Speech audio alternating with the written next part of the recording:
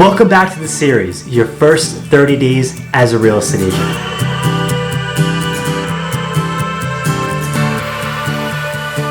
In this series, I cover tips and tricks to help you have success and get through your first 30 days as an agent.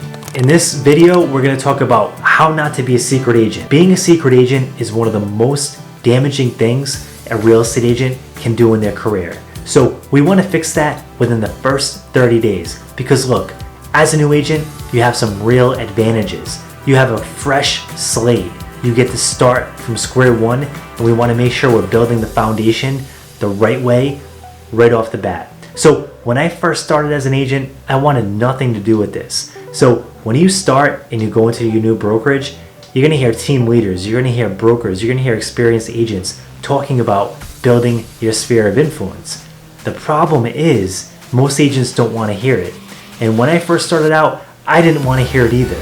See, I was thinking, I'm just going to cold call people. I'm not going to bother the people I know. That's embarrassing. I'm not going to be that sales guy that just annoys people and, ruins relationships. And I had this same mindset, and I was kind of in the impression that I don't mind going out making cold calls.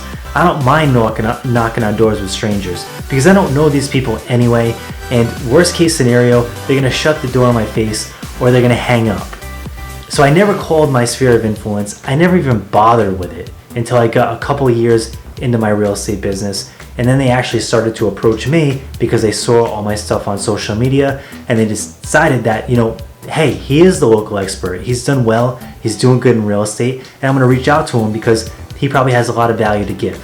So that's how I did it. But now I realize as a seasoned agent that your sphere of influence can be one of the most powerful things that you have as a real estate agent.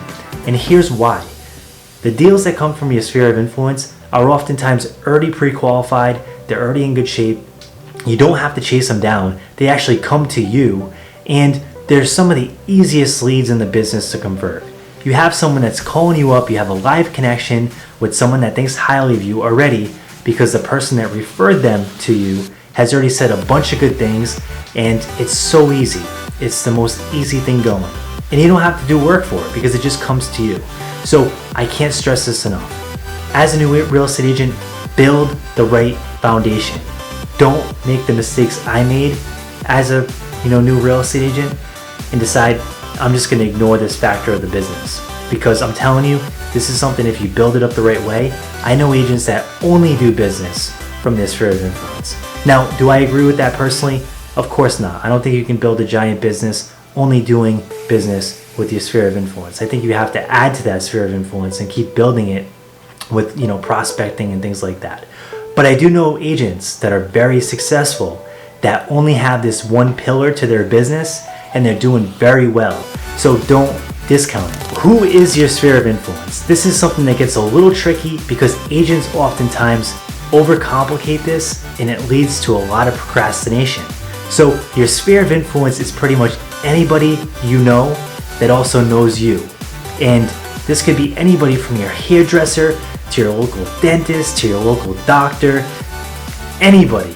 Go down the line, go down the list of professionals, go down the list of your friends and family and just write down names and figure out who's who and then get those people into your CRM right away. Make notes about them, make notes when their birthday is, set up alerts when their birthday is so you can reach out to them, wish them a happy birthday, maybe send them a nice card in the mail. These are all things you can do. So the ideal situation with a sphere of influence, you have a couple different goals in mind. And then I'm going to tell you how to actually achieve those goals.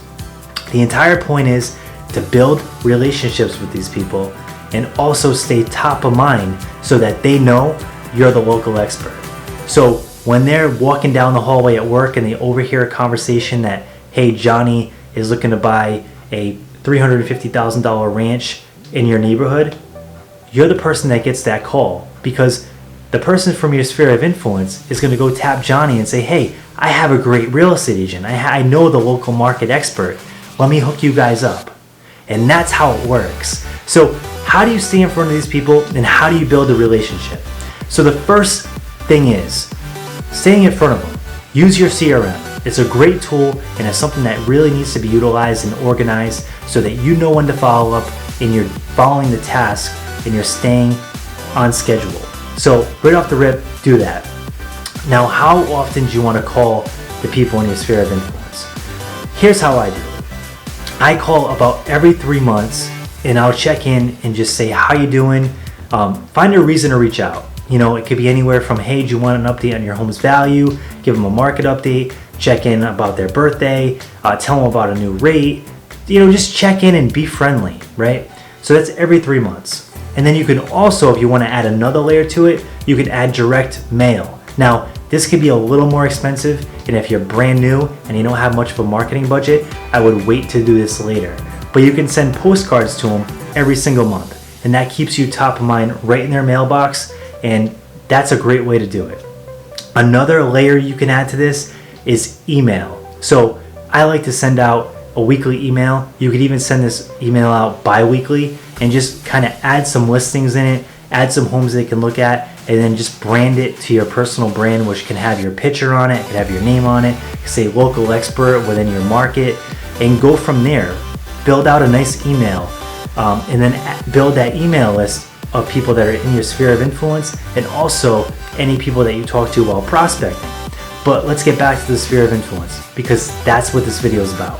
So with an email list, here's a couple recommendations. There are so many different companies you can use to do email lists.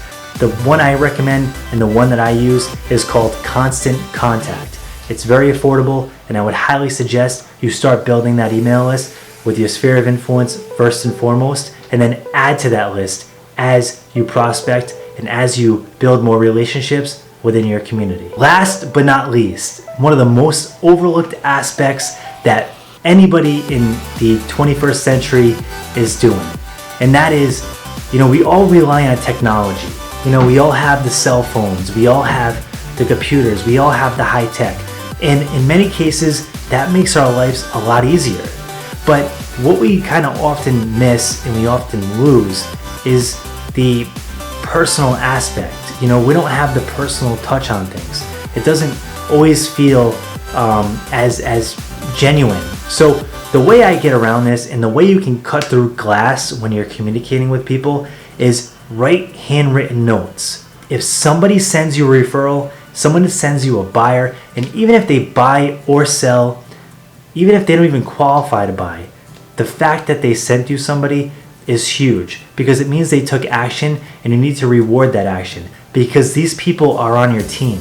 These people want to see you win, and you need to make it known that you appreciate them. So write a handwritten note. Handwritten notes are amazing. They really go a long way. Even if it's just a couple sentences or a paragraph, you put a handwritten note together. You could put a $5 gift card in there if you want to, you know, say grab a coffee on me.